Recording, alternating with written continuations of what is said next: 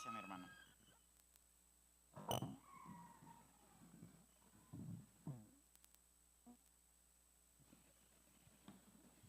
Buenos días, amada iglesia.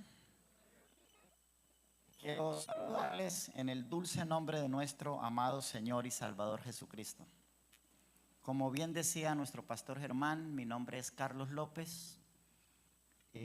Soy de la ciudad de Bucaramanga, Colombia, una ciudad sobre la cordillera de los Andes, muy parecida a Córdoba, pero vinimos a Cúcuta cuando éramos niños. Y allí en Cúcuta, en el año 1995, conocí el Evangelio por la gracia de Dios. La misericordia de Dios es tan grande, tan grande, tan grande que está salvando hasta a los colombianos. Así que he estado sirviendo al Señor desde que tenía 6 meses de convertido. Los que vieron mi conversión decían que estaba en el primer amor y que ya pronto se me iba a pasar. Ahora han pasado 28 años y ellos me llaman para que vuelva a encender el primer amor en sus iglesias, porque todavía no se me ha quitado esto. Mi esposa, Leidis Contreras, estamos casados hace 3 años, estuve casado por 31 años, quedé viudo en COVID, perdí 7 familiares en 6 meses, uno cada 20 días, y entre ellas perdí la madre de mis hijos. Así que por la misericordia de Dios continúo de pie. Y bueno, gracias al pastor Germán y a todo el equipo pastoral de esta hermosa iglesia. Y felicitarles, ya que no voy a tener la oportunidad de estar en el próximo aniversario, por esos más de un siglo. ¿Me puede dar un poco de bajo, por favor? Más de un siglo de estar compartiendo el Evangelio en esta cuna de la independencia argentina. Amén. ¿Usted se puede dar un aplauso por eso? 123 años.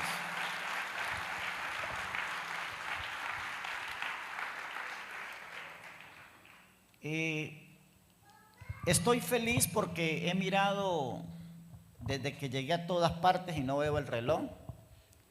Así que siempre predico 1 hora cuando estoy en mi iglesia, pero como esta no es la mía, voy a predicar unas 2 horas. Es un chiste. Muy bien. Dios ha colocado en mi corazón predicar un tema que he titulado Iglesia, imitemos a Jonás. ¿Puede repetirlo conmigo? Lo dicen sin ganas, ¿verdad? ¿Sabe por qué se dice esto sin ganas? Porque cuando éramos niños y fuimos en los primeros momentos a un catecismo católico, como en mi caso, o ya cuando nos convertimos al Señor, hemos escuchado a los niños de la escuela dominical saliendo para cantar: Jonás no le hizo caso a la palabra de Dios y vino un pez muy grande y chuplum, se lo tragó. ¿Por qué? Porque Jonás no le hizo caso a la palabra de Dios. Y tenemos el disco duro rayado. Cuando pensamos en Jonás, pensamos en el profeta desobediente. Bueno, no soy abogado ni quiero convertirme en esta mañana en apologista de Jonás, pero sí quiero mostrarle el libro de Jonás en 4 sencillas escenas. Si usted abre su Biblia conmigo, si la trajo, si no puede acercarse a un nuevo creyente, ellos casi siempre traen una Biblia. Dice en Jonás capítulo número 1 de la siguiente manera: el Señor le dio el siguiente mensaje a Jonás, hijo de Amitai: levántate y ve a la gran ciudad de Nínive pronuncia mi juicio contra ella porque he visto lo perversa que es su gente. Estoy leyendo en la Nueva Traducción Viviente. Entonces Jonás se levantó y se fue en dirección contraria para huir del Señor.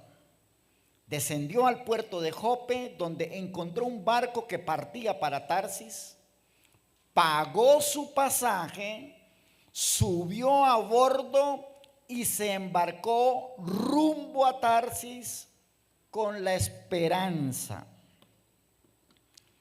de huir del Señor.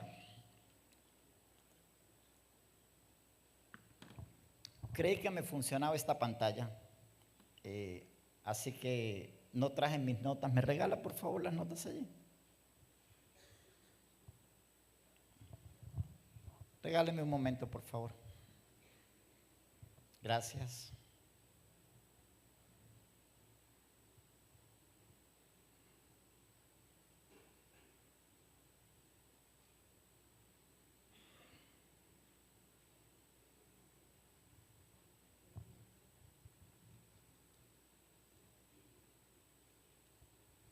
Mi ayuda idónea recordándome que necesito ponerme los lentes, es verdad.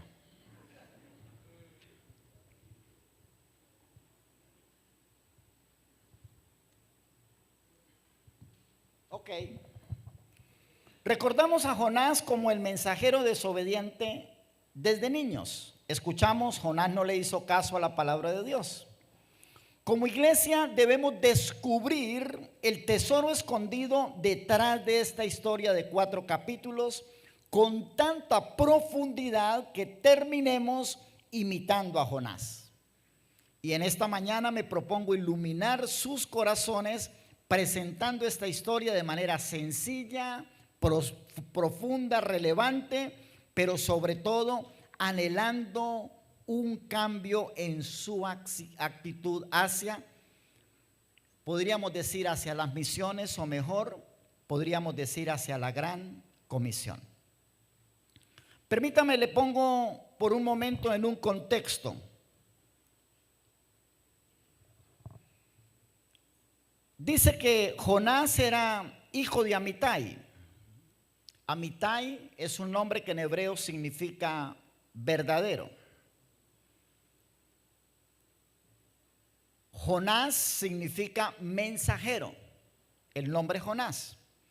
Así que si tomamos estos dos nombres, Jonás, paloma, o traducido como mensajero, diríamos que Jonás, hijo de Amitai, era un mensajero verdadero.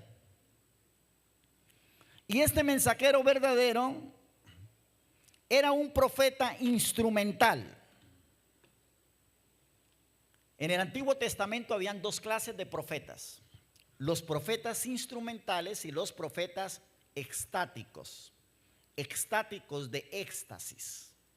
Y había una gran diferencia entre esta clase de profetas. Los profetas extáticos vivían en bandadas o en grupos migrantes que generalmente iban de ciudad en ciudad, pronunciando oráculos de parte de Dios, llamando al pueblo al arrepentimiento, y luego se iban a las montañas donde vivían en comunidad y vivían en una situación económica precaria, tanto que dice la Escritura que cualquiera que quisiera consultar al profeta no debería ir al profeta con las manos vacías. Cuando recordamos la historia de Saúl buscando las asnas, encontramos que su siervo le dice: yo por aquí tengo un pedazo de arepa. Bueno, si fuera mexicano dirían tortilla, aquí dirían pan, ¿no? Tengo unas facturitas, con esto vamos a consultar al profeta. Estos profetas extáticos generalmente necesitaban de un tañedor, de un instrumento musical. Y después de un momento de empezar a tocar los instrumentos y a cantar, entonces sobrevenía sobre ellos un éxtasis. Algunos en este éxtasis caían al piso, se movían y luego se levantaban con un mensaje poderoso de parte de Dios. Sin embargo, había otra clase de profetas en Israel, y eran los profetas instrumentales. Los profetas instrumentales eran en realidad estadistas, o pertenecían al linaje real, pertenecían a una clase alta de la sociedad, como el caso del profeta Isaías y el caso del profeta Daniel. Jonás está ubicado dentro del Antiguo Testamento, dentro de los profetas instrumentales. Un profeta instrumental conocía mucho sobre la economía mundial, conocía mucho sobre diplomacia y relaciones internacionales, conocían también el cuadro de las naciones vecinas acerca de su conducirse, su aparato de guerra, y aprendían diferentes idiomas para poder en algún momento ser mediadores, como embajadores o diplomáticos de su nación. Los profetas instrumentales no andaban en bandadas, no andaban esperando que alguien viniera a brindarles un pedazo de pan o algunas monedas para consultarles. Estos profetas no vivían en comunidad en situaciones precarias. Eso lo hacían los profetas extáticos. Los profetas instrumentales como Jonás eran profetas de palacio. Se cree que Jonás hablaba por lo menos 5 idiomas.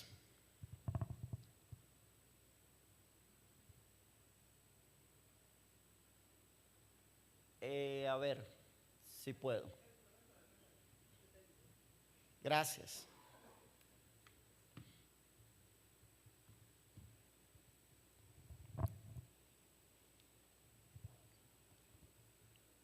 Jonás era un profeta instrumental, su antecesor fue el profeta Eliseo. ¿Recuerdan Eliseo? Venía de la línea de los profetas extáticos de Elías. En el tiempo de Jonás, que era profeta de palacio, el reino de Israel gozaba de prestigio político. Jonás profetizaba en el palacio real de Jeroboam II, una época de la máxima prosperidad económica para el pueblo de Israel. Era un profeta reconocido, era huésped del palacio, hijo de ricos y era muy bien pagado. En Segunda de Reyes, capítulo 14, 23 al 27, habla que Israel, gracias al trabajo que hacía Jonás como consejero del rey, había podido extender sus fronteras y llevar con su consejo a que Israel y Jeroboam alcanzaran el máximo esplendor económico. Dentro de la tradición hebrea se dice que este Jonás, hijo de Amitai, posiblemente era el hijo resucitado de la Sunamita. Recordemos que la Sunamita era una mujer importante, rica, influyente y con gran discernimiento espiritual.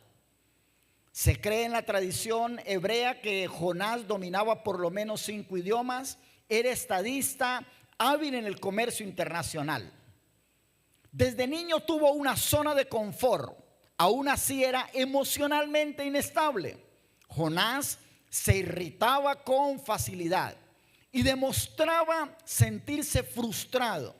Era egocéntrico, xenófobo, odiaba a los asirios y estaba esperando que Dios destruyera aquella gran ciudad idólatra que era una amenaza continua para los judíos. Asiria es el actual Irak, 1400 kilómetros al norte de Israel.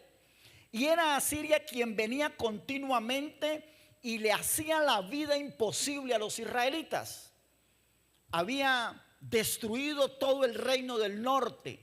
Las 10 tribus del reino del norte eran avasalladas continuamente por los ataques de los asirios, que eran crueles en la guerra. Cuando llegaban para conquistar un lugar, se narran descripciones como sacar los ojos de los varones de una aldea para que no pudieran ver cómo ellos violaban a sus mujeres y a sus niñas, y no los mataban para que ellos pudieran escuchar los gritos de victoria de ellos y los gritos de angustia de la población que era sometida por su poder militar. Si comparamos a esa Asiria con hoy, para tener un recuerdo más cercano, serían como los antiguos nazis, perdónenme la expresión. Algo así como un ejército invasor.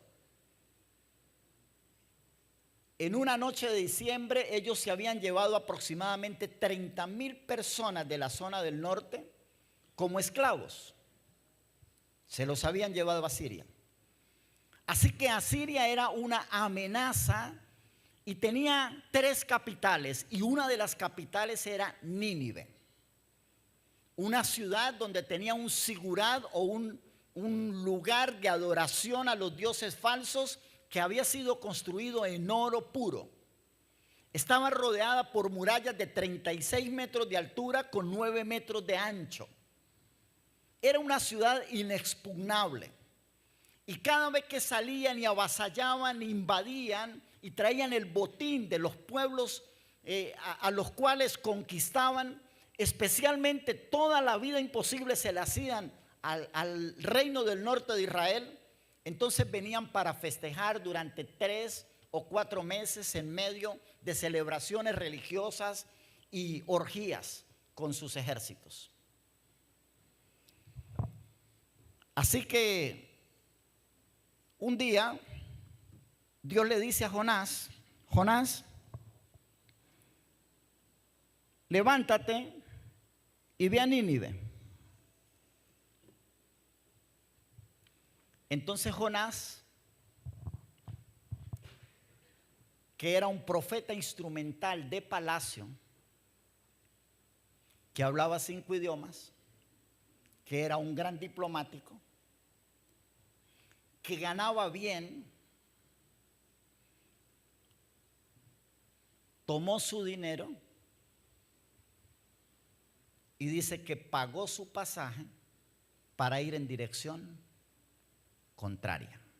Dios le dijo: Jonás, quiero que vayas a Nínive, a la derecha, al oriente, Asia.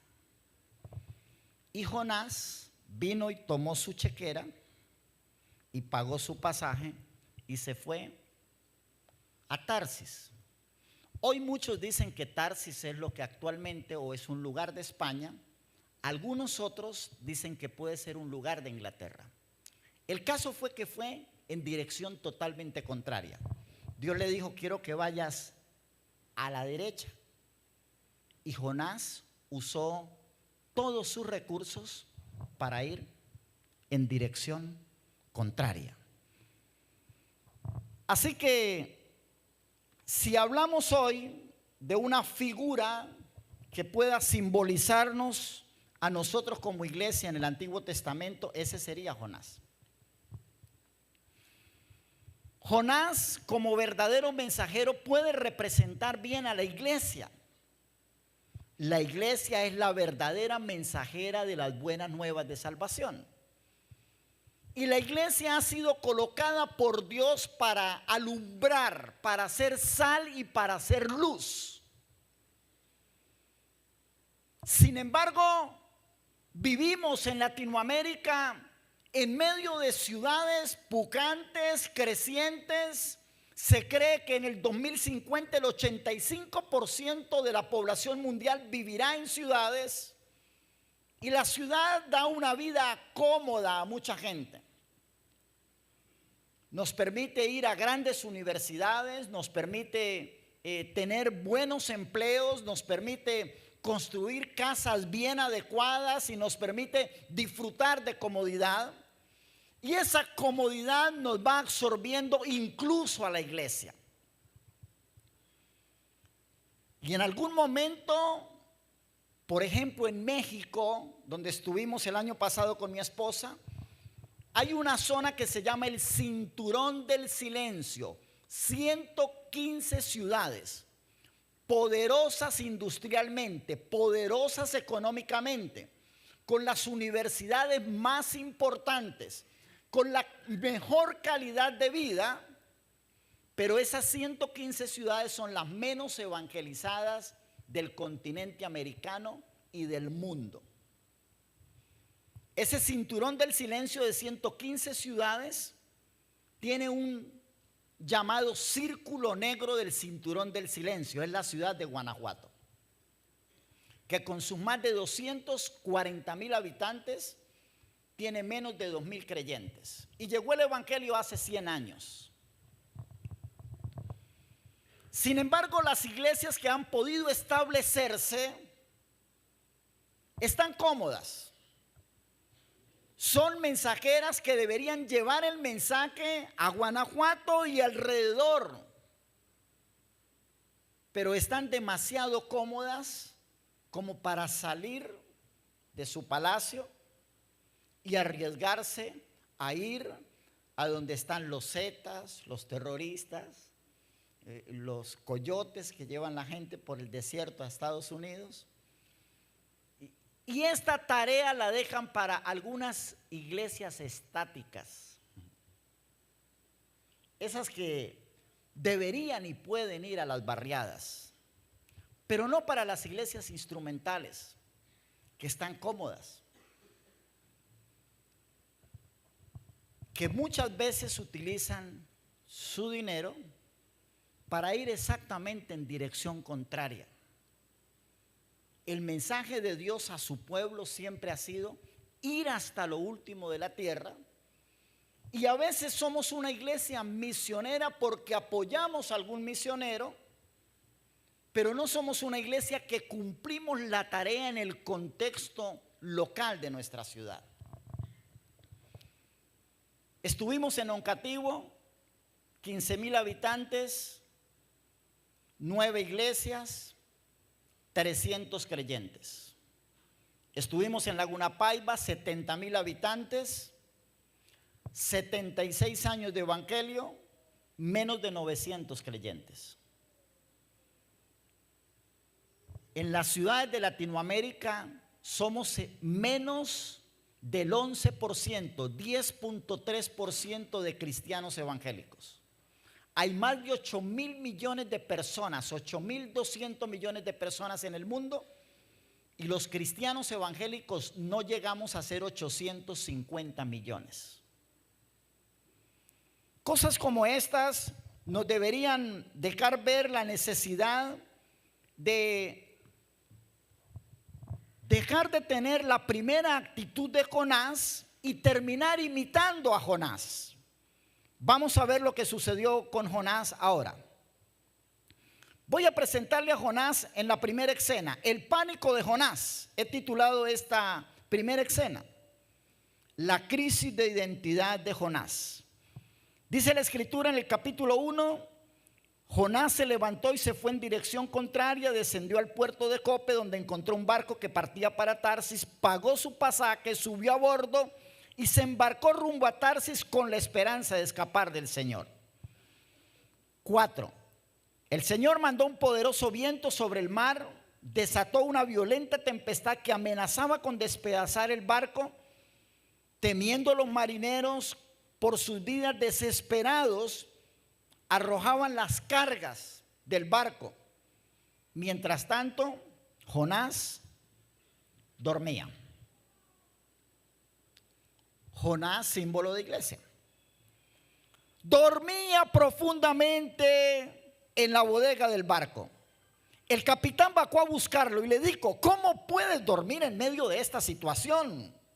Le gritó: levántate y ora a tu Dios, quizá nos preste atención y nos perdone la vida. Entonces la tripulación echó suertes y preguntó: ¿por qué está nuestra ciudad como está? ¿Por qué está nuestro barco como está? Y las suertes cayeron sobre Jonás. Toda esta tempestad tenía un solo culpable: Jonás. Así que ellos comenzaron a preguntar y a reclamar a Jonás: ¿por qué nos ha venido esta espantosa tormenta? Mire la crisis de pánico de Jonás.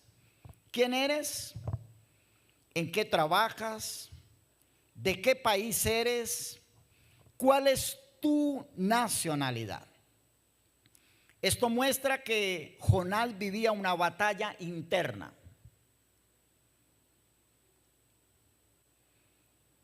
Dios lo estaba llamando a predicar a gente que para él era indeseable. Dios le estaba pidiendo usar sus finanzas. Dios le pedía usar sus dones, su diplomacia, su influencia, su educación. Jonás tuvo una crisis de identidad porque allí entendió que era una persona fracasada. Estuve en el programa 1 Millón de Líderes con John Maxwell en el año 2008 en Guayaquil, Ecuador. Y John Maxwell definió fracaso con la siguiente frase. Dijo: fracaso es lograr el éxito en aquello que Dios no nos mandó a hacer. Y tenemos iglesias fracasadas hoy en día. ¿Cómo sabemos que tenemos iglesias fracasadas? Cuando nuestras ciudades muestran los más altos índices de violencia, de corrupción, de inmoralidad. Sabemos que la iglesia, por cómoda que esté, es una iglesia que está fracasando en su misión y produce una crisis de identidad. El mundo nos mira y el mundo y nosotros sabemos que somos culpables de que nuestra sociedad viva como vive. La pregunta en esta crisis de identidad de Jonás era: ¿hasta qué punto estoy motivado en trabajar para salvar gente indeseable? Tendría que responderse: ¿quién soy? ¿Cuál es mi oficio? ¿Acepto mis capacidades y cumplo mi destino? Nosotros también deberíamos preguntarnos: ¿obedezco la gran comisión? Cuando le dijeron a Jonás: ¿por qué nos ha venido esta tempestad? Él dijo: porque me mandaron a predicar allá y yo me vine para acá. Y los marineros dijeron: entonces, ¿qué hacemos? ¿Te llevamos a predicar? Y él dijo: no, ni muerto voy a ir a Nínive. Échenme al mar. Y Jonás, como símbolo de la iglesia, se parece a esta iglesia, no, por allá en otras partes donde hemos estado. Está diciendo: primero muerta que salir de aquí de mi comodidad. Cuando le dicen a Jonás: ¿qué hacemos? Él no dice: bueno, definitivamente voy a tener que obedecer el mandato de Dios y voy a tener que ir a predicar. No, él dice: échenme al mar. Fue el primero que pensó en la eutanasia como la salida. Podríamos entonces ver cuál era la crisis de Jonás. Jonás era un reconocido patriota. Él pensaba: ¿cómo puedo detener estos comportamientos de autosabotaje que me impiden convertirme en quien realmente soy? Soy un profeta, pero también soy un patriota. ¿Qué significaba para Jonás ser un patriota? Todos los israelitas deseaban el juicio de Dios sobre Asiria. Jonás se arriesgaba a que si iba a predicarle a los asirios con toda su influencia y profesionalismo de artes, de diplomacia internacional, y ellos se convertían, le iban a decir a Jonás como le dijeron a Jesús. ¿Recuerda cómo le dijeron a Jesús? Es amigo de pecadores. ¿Dónde quedaría la reputación de este profeta? Amigo de los asirios. Fue a llevarles un mensaje para que ellos pudieran ser salvos del juicio de Dios. Abraham Maslow habla del miedo al éxito, Dice que esto deriva del sentido de la responsabilidad abrumadora que implica tener éxito. Es decir, Abraham Maslow dice, se requiere cierta entereza de carácter para soportar la pérdida de algunos aspectos sociales que se tenían hasta entonces y permitir que la gente te vea como alguien a quien admirar. Algunos estudiosos dicen que en realidad lo que Jonás tenía era miedo al éxito. Miedo a qué tal si voy y le predico a toda esa gente perversa. ¿Qué dirá la gente? Soy un profeta profesional, soy un profeta que hablo varios idiomas, soy un profeta bien pagado y ahora me van a ver como amigo de pecadores. ¿Qué tal si salimos y le predicamos a estos 600,000 habitantes de San Miguel de Tucumán y un domingo encontramos aquí los capos de la mafia, los proxenetas, las prostitutas? ¿Qué pensarán las otras iglesias de nosotros?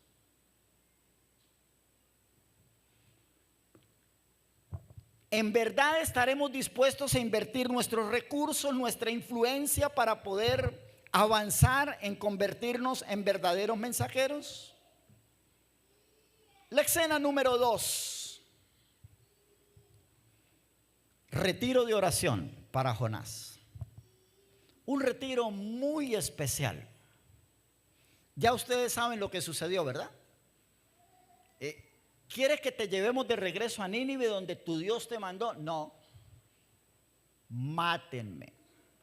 No voy a, primero muerto que predicarle a los ninivitas. Lo lanzan al mar y Dios tenía preparado un gran pez.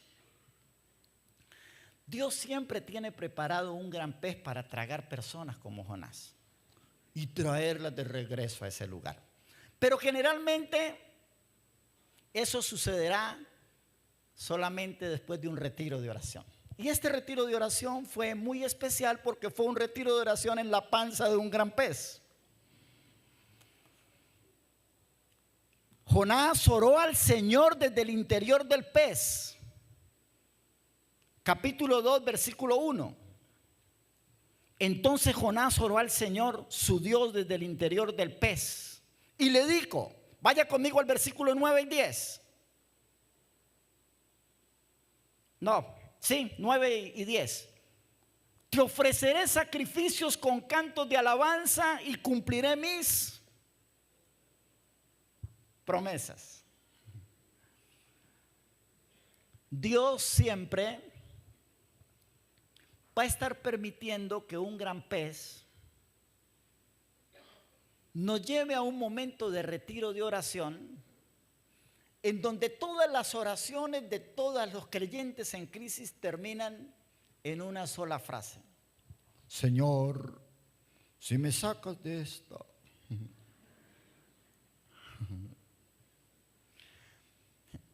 No sé cuántas veces usted pasó al altar y dijo, Señor, heme aquí, envíame a mí, yo iré, Señor. No importa que lo hiciera a los 12 años, o a los 15, o a los 20, o a los 30, o a los 50. Dios tiene un libro de memorias y lo anotó. Y cuando usted comenzó a ir en dirección contraria de ser un verdadero mensajero, entonces Dios te hace las cosas un poco difíciles, te trae una gran tormenta en tu vida y tú puedes decir como Jonás, soportaré esta prueba, pero no puedo dejar horas de mi trabajo, no puedo sacrificar mis bienes, mis finanzas, mi reputación. ¿Qué dirán de mí? Que sepan que me gradué de arquitecto y ahora soy pastor. ¿Qué van a pensar de mí?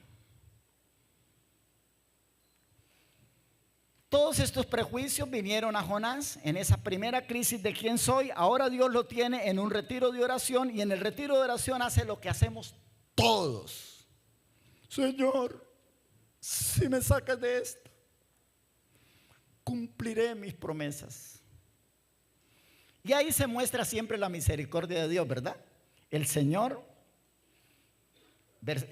capítulo 3, le habló por segunda vez a Jonás. Ahora, ¿qué pensaba Jonás en ese retiro de oración? Me imagino yo. Jonás conocía la palabra de Dios. Nahum capítulo 3 versículo 1 dice: ¿qué aflicción le espera a Nínive? La ciudad de crímenes y mentira. Está saturada de riquezas y nunca le faltan víctimas. En el 3:19 Nahum vuelve a decir: ¿dónde se puede encontrar a alguien que no haya sufrido tu constante crueldad? Está hablando de la ciudad de Nínive, a donde es enviado.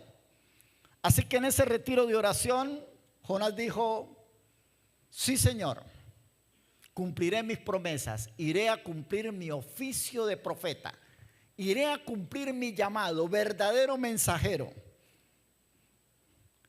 Y cuando el Señor le dijo al pez que vomitara a Jonás, Jonás, mientras se quitaba las algas del cabello y trataba de encontrar una colonia fina para perfumarse después del aliento del vientre del pez, se fue caminando hacia Nínive, pensando en lo que decía Nahum: ¿quién escapará de tus crímenes? Estás saturada de riquezas y nunca te faltaron víctimas. Todos han sufrido tu crueldad. Y Jonás se fue diciendo: Dios los va a matar a toditos.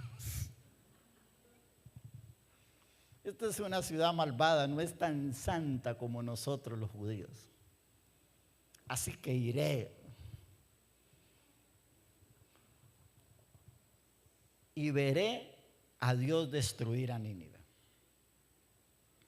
Él tenía sus dudas de esto, porque Dios le acababa de mostrar su misericordia. Y él decía: por allá adentro, pero ¿qué tal si se arrepienten?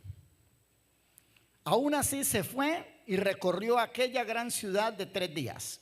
La tercera escena, para ir cerrando: Jonás obedece, entra a la ciudad y comienza a proclamar. Esta escena la he titulado Jonás predicando. Capítulo 3, versículos 3 y 4. Esta vez Jonás obedeció el mandato del Señor y fue a Nínive, una ciudad tan grande que tomaba 3 días recorrerla toda. El día que Jonás entró a la ciudad, proclamó a la multitud: dentro de 40 días Nínive será destruida.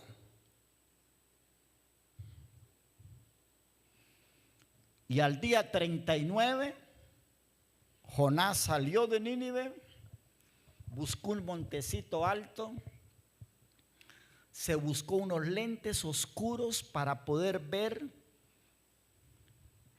el escenario de luces pirotécnicas, de fuego que caería del cielo. Sacó su Biblia y se sentó a hacer el devocional en Génesis 18. Cuando Dios hizo llover fuego y azufre y destruyó Sodoma y Gomorra. Pero bueno, había predicado, y cuando predicamos no solamente debemos hablar del amor de Dios, también debemos hablar del juicio para que haya arrepentimiento y entonces proclamar un mensaje de salvación. En la escena número 3, Jonás predicando, vemos que Jonás anuncia la destrucción de Nínive, porque ciertamente era una ciudad de pecado, de maldad, de idolatría, de inmoralidad, de violencia. Había tanta violencia en la ciudad que era el mejor escenario para el juicio. Él tenía las dudas de que Dios terminara cumpliendo el juicio, porque sabía que si había arrepentimiento, Dios les daría su misericordia, traería perdón y habría un avivamiento. Antes de pasar a la última escena, quiero preguntarle: ¿y usted qué desea para su ciudad? ¿Qué desea usted para los políticos corruptos, los delincuentes y sus familias? Pero piense también en los niños de su ciudad.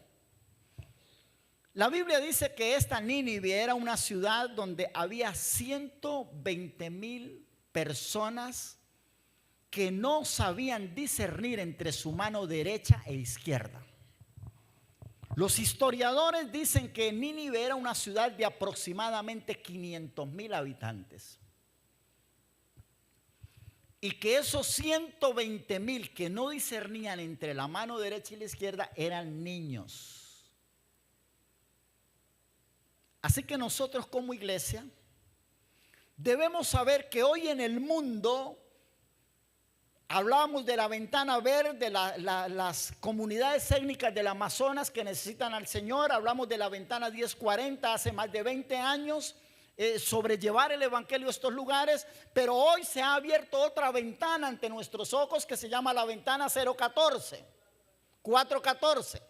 Tenemos niños de 4 años hasta 14 años como la mayor cantidad de población en el sur del hemisferio. Latinoamérica somos países jóvenes y leí un documento hace poco de Colombia que dice que somos una población más vieja comparada con Argentina. Argentina tiene muchos más niños y adolescentes. Y si es verdad que las ciudades están en corrupción, en crimen, en todo este tema del cambio de identidad, donde ahora un niño de 10 años o de 12 años le puede decir a su mamá que él no es niño sino niña o niñe, deberíamos nosotros como iglesia pensar en esos más de 120,000 que no pueden discernir entre la mano izquierda y la derecha. Escena número 4. La molestia de Jonás. Este es el único predicador que predica 3 días, se le convierte en una ciudad completa y se molesta.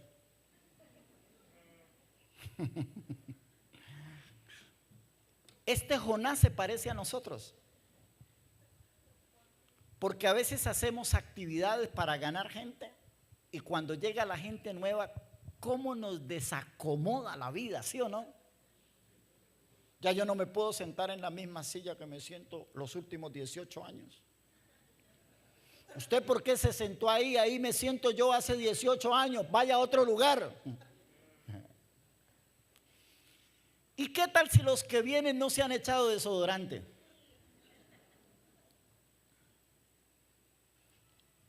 O si vienen con una facha indecente para nuestros cultos. Bueno, Jonás, en la 4ª escena lo vemos como la molestia de Jonás. Vaya conmigo a Jonás capítulo 4, versículo 2 y 3. Dice así: Señor, entonces le reclamé al Señor, dice, entonces le reclamó al Señor Jonás: Señor, ¿no te di que antes de salir de casa que tú harías precisamente esto? Por esto fue que yo huí a Tarsis. El tipo encima era cínico. Sabía que tú eres un Dios misericordioso y compasivo, lento para enojarte y lleno de amor inagotable. Sabía que estabas dispuesto a perdonar y no destruir a la gente. Este tipo fue el primero que pensó en la eutanasia. Quítame la vida ahora, Señor. Prefiero estar muerto si no cumple la profecía. ¿No ves que soy un profeta reconocido?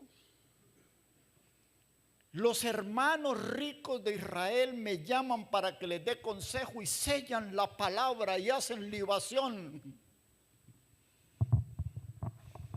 Ahora, si no se cumple esta profecía, ¿quién me va a venir a consultar al palacio? Mi oficina quedará desierta. Todos sabrán que hablé de un juicio contra los enemigos que tú no cumpliste. Y se enojó Jonás.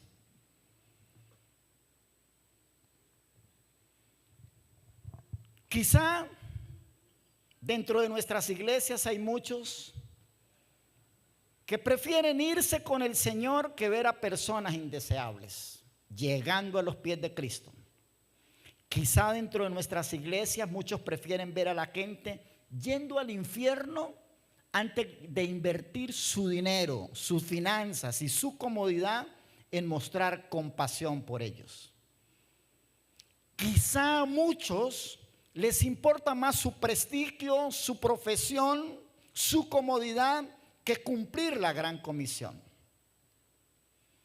He venido en esta mañana para decirles, antes de que cumplan 123 años, que quizá necesitamos imitar a Jonás, obedeciendo a las malas para que Tucumán sea transformado. ¿Y qué es obedecer a las malas? Jonás dijo, ok, iré, pero no fue pensando en ojalá se arrepientan toditos y hagamos un culto para nuevos creyentes que dure muchos días de celebración. Se fue diciendo, total, tendré que mandar mi reporte a la Junta de Misiones y decirles que vine a donde me mandaron. Así que usted debe entender que esto de la gran comisión hay que obedecerlo. Así sea porque el hermano encargado del departamento de evangelismo le está invitando a venir. Así sea porque el pastor le invita, le exhorta, le motiva, dicen en argentino, le reta para que usted lo haga. El apóstol Pablo dice, ay de mí si no predicar el evangelio. Quiero invitarles a que miren a Tucumán, 600,000 habitantes y sus más de 120,000 personas que no saben discernir entre su mano derecha y su izquierda, con un poco de compasión, de tal manera que pueda irse a un retiro de oración, no importa que no sea en el vientre de un gran pez, y que en ese retiro de oración puedas hacer la oración de todos los que vivimos este proceso. Señor, cumpliré mis promesas. Hace tanto tiempo te dije, Señor, heme aquí, envíame a mí. Señor, si haces esto por mí, yo haré esto por otros. Póngase de pie un momento, por favor.